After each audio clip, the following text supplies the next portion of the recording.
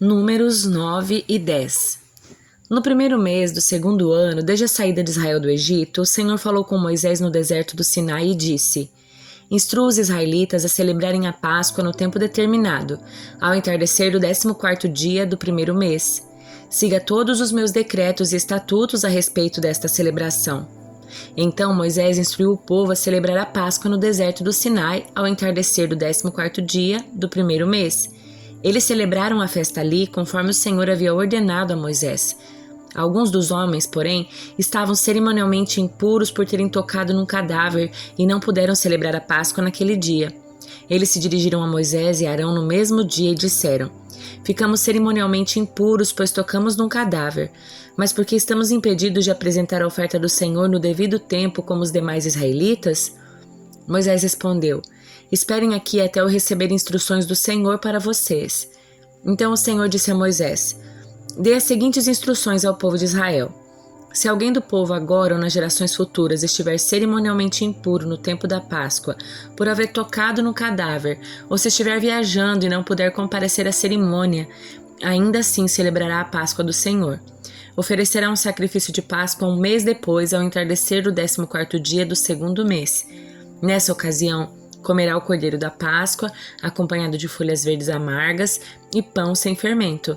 Não deixará sobrar coisa alguma do cordeiro até a manhã seguinte e não quebrará osso algum do animal. Seguirá todos os decretos acerca da Páscoa. Aquele que estiver cerimonialmente puro e não estiver viajando, mas ainda assim não celebrar a Páscoa, será eliminado do meio do povo. Se não apresentar a oferta do Senhor no devido tempo, sofrerá as consequências da sua culpa. E se algum estrangeiro que vive entre vocês desejar celebrar a Páscoa do Senhor, deverá seguir os mesmos decretos. Esses decretos se aplicam tanto aos israelitas de nascimento como aos estrangeiros que vivem entre vocês. No dia em que foi armado o tabernáculo, a tenda da aliança, a nuvem o cobriu. Desde o entardecer até o amanhecer, a nuvem sobre o tabernáculo parecia uma coluna de fogo. Era assim que sempre acontecia. À noite, a nuvem que cobria o tabernáculo tinha aparência de fogo. Cada vez que a nuvem se elevava da tenda, o povo de Israel levantava acampamento e a seguia. No lugar onde a nuvem parava, eles acampavam. Assim viajavam e acampavam por ordem do Senhor, para onde ele os conduzia. Enquanto a nuvem estava sobre o tabernáculo, permaneciam acampados. Se a nuvem ficava sobre o tabernáculo por muito tempo, os israelitas permaneciam ali e cumpriam suas obrigações para com o Senhor. Às vezes, a nuvem permanecia apenas alguns dias sobre o tabernáculo, de modo que o povo também ficava apenas alguns dias, conforme o Senhor ordenava. Então, por ordem do Senhor, levantavam acampamento e seguiam viagem. Às vezes, a nuvem parava apenas durante a noite e se elevava na manhã seguinte. Dia ou noite, porém, quando a nuvem se elevava, os israelitas levantavam acampamento e seguiam viagem. Se a nuvem permanecia sobre o tabernáculo por 2 dias, 1 mês ou 1 ano, ficavam acampados e não seguiam viagem. Mas assim que a nuvem se elevava, levantavam acampamento e seguiam viagem. Com isso, acampavam por ordem do Senhor e viajavam por ordem do Senhor e cumpriam tudo que o Senhor lhes ordenava por meio de Moisés. O Senhor também disse a Moisés: Faça 2 trombetas de prata batida, com elas você chamará a comunidade para se reunir e dará o sinal para levantar acampamento. Quando as 2 trombetas soarem, todos se reunirão diante de você à entrada da tenda do encontro. Se apenas uma trombeta soar, somente os líderes, os chefes dos clãs de Israel se apresentarão a você. Quando o sinal para seguir viagem soar, as tribos acampadas do lado leste levantarão acampamento e avançarão. Quando o sinal soar pela 2ª vez, as tribos acampadas do lado sul virão em seguida. Mande soar 2 toques curtos para indicar que devem partir. Mas quando convocar o povo para uma reunião sagrada, mande soar um toque diferente. Apenas os sacerdotes, os descendentes de Arão, tocarão as trombetas. Essa é uma lei permanente para vocês, a ser cumprida de geração em geração. Quando chegarem à sua própria terra e guerrearem contra os seus inimigos que os atacarem, usem as trombetas para soar o alarme. Então o Senhor seu Deus se lembrará de vocês e os livrará dos seus inimigos. Façam soar as trombetas também em ocasiões alegres, nas festas anuais e no começo de cada mês, e toquem as trombetas ao apresentarem holocaustos e ofertas de paz. As trombetas lhes servirão de recordação diante do seu Deus. Eu sou o Senhor seu Deus. No 2º ano, desde a saída de Israel do Egito, no 20º dia do 2º mês, a nuvem se elevou acima do tabernáculo da aliança. Então os israelitas saíram do deserto do Sinai e viajaram de um lugar para outro até a nuvem pousar no deserto de Parã. Da primeira vez que o povo partiu, seguindo as instruções do Senhor a Moisés, o exército da tribo de Judá foi à frente. Marchava atrás de sua bandeira e seu comandante era Naasson, filho de Aminadab. Em seguida vieram o exército da tribo de Sacar, comandado por Natanael, filho de Zuar, e o exército da tribo de Zebulon, comandado por Eliabe, filho de Elon. O tabernáculo foi desmontado e os levitas das divisões Gersonita e Merarita vieram na sequência carregando o tabernáculo. O exército de Ruben veio depois, marchando atrás da sua bandeira. Seu comandante era Elissur, filho de Sedeur. Em seguida vieram o exército da tribo de Simeão, comandado por Selumiel, filho de Zurizadai, e o exército da tribo de Gade, comandado por Eliasaf, filho de Deuel. Então vieram os levitas da divisão coatita, carregando os objetos sagrados. Antes que o povo chegasse ao próximo acampamento, o tabernáculo deveria estar armado em seu novo local. O exército de Efraim veio depois, marchando atrás de sua bandeira, comandado por Elisama, filho de Amiúde. Em seguida vieram o exército da tribo de Manassés, comandado por Gamaliel, filho de Pedazur, e o exército da tribo de Benjamim, comandado por Abidã, filho de Gideone. O exército de Dan veio por último, marchando atrás de sua bandeira e formando a retaguarda de todos os acampamentos das tribos. Seu comandante era Izer, filho de Amizadai. Em seguida vieram o exército da tribo de Asser, comandado por Pagiel, filho de Ocrã, e o exército da tribo de Naftali, comandado por Aira, filho de Enã. Era nessa sequência que os israelitas marchavam, exército após exército. Moisés disse a seu cunhado Obabe, filho do midianita Reuel: Estamos a caminho do lugar que o Senhor nos prometeu, pois ele disse: Eu os darei a vocês. Venha conosco e o trataremos bem, pois o Senhor prometeu boas coisas a Israel. Não irei, respondeu Obabe. Preciso voltar para minha própria terra e para minha família. Por favor, não nos deixe, pediu Moisés. Você conhece os lugares do deserto onde poderemos acampar. Venha e seja nosso guia. Se nos acompanhar, compartilharemos com você todas as boas coisas que o Senhor nos der. Depois de partirem do monte do Senhor, marcharam por 3 dias. A arca da aliança do Senhor ia à frente deles para lhes mostrar onde parar e descansar. A cada dia, enquanto seguiam viagem, a nuvem do Senhor permanecia sobre eles sempre que a arca partia. Moisés exclamava: Levanta-te, ó Senhor, que teus inimigos se dispersem e teus adversários fujam de diante de ti. E quando a arca parava, ele dizia: Volta ao Senhor, aos muitos milhares de Israel. Livro de Jó, capítulo 1.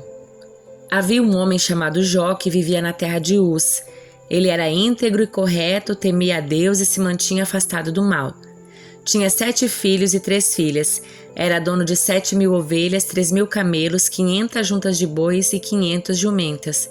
Também tinha muitos servos. Na verdade, era o homem mais rico de toda aquela região.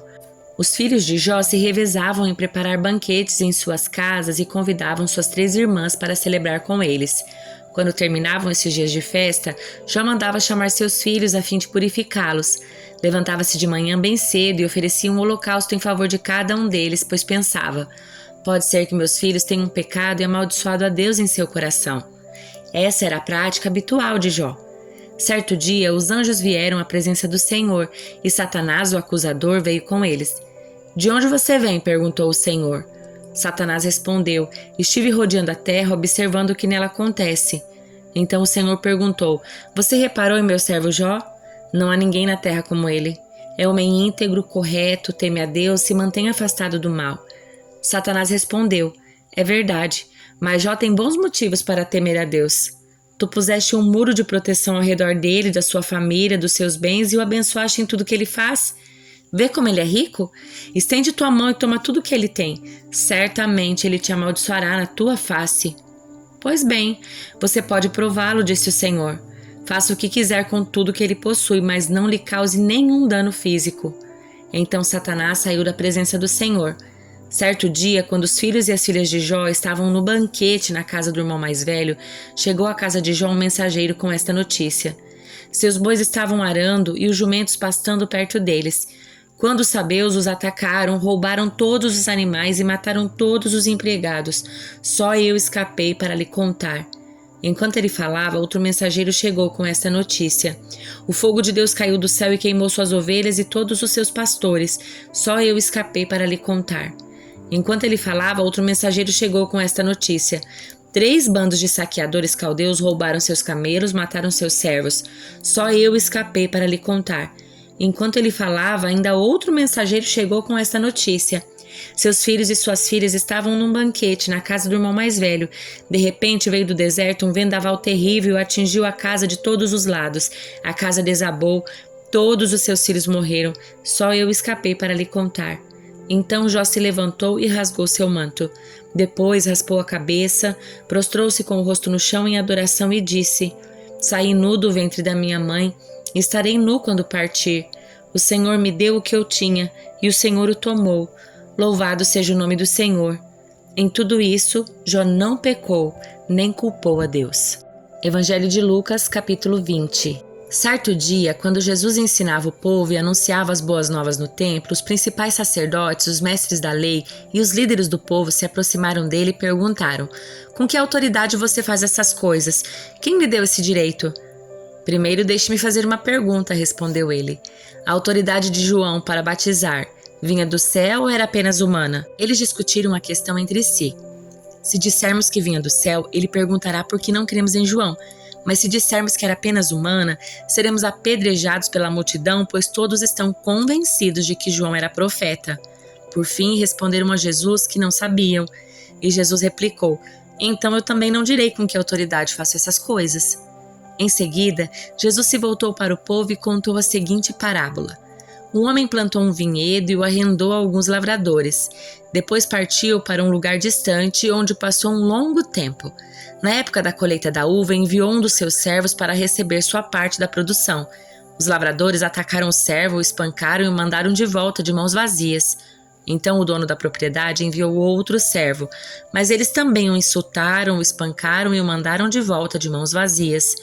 Enviou ainda um terceiro, e eles o feriram e o expulsaram do vinhedo.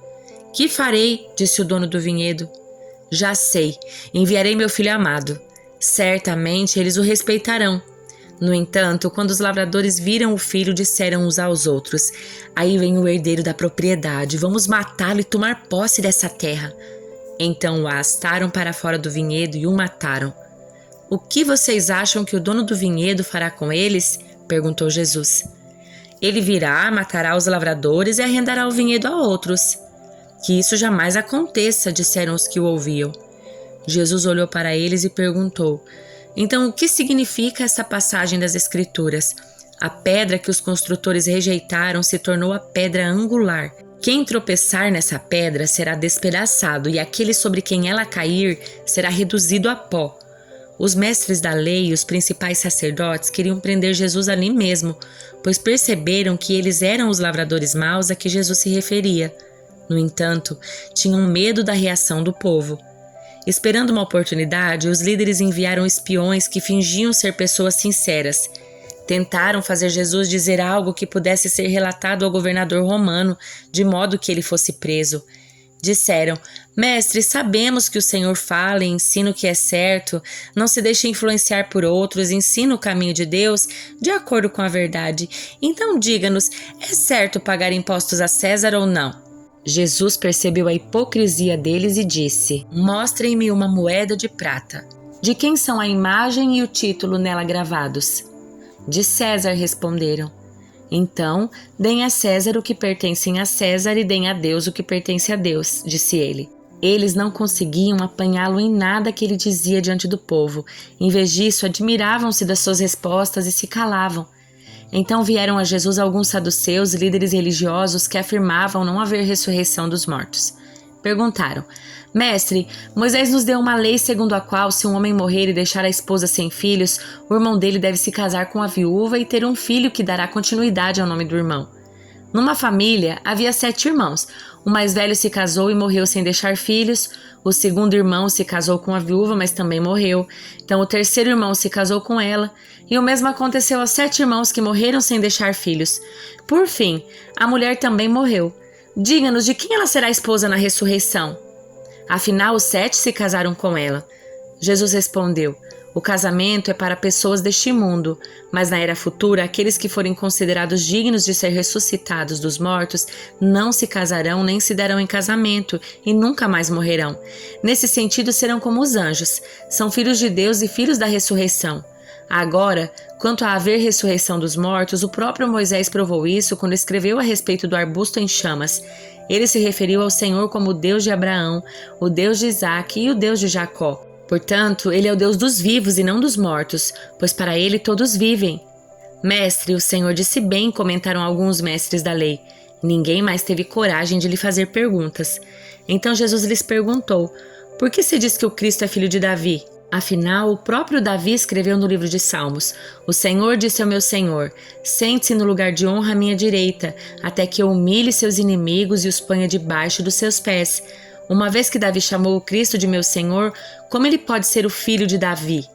Então, enquanto as multidões o ouviam, Jesus se voltou para os seus discípulos e disse: cuidado com os mestres da lei. Eles gostam de se exibir com vestes longas e de receber saudações respeitosas quando andam pelas praças, e como gostam de sentar-se nos lugares de honra nas sinagogas e à cabeceira da mesa nos banquetes.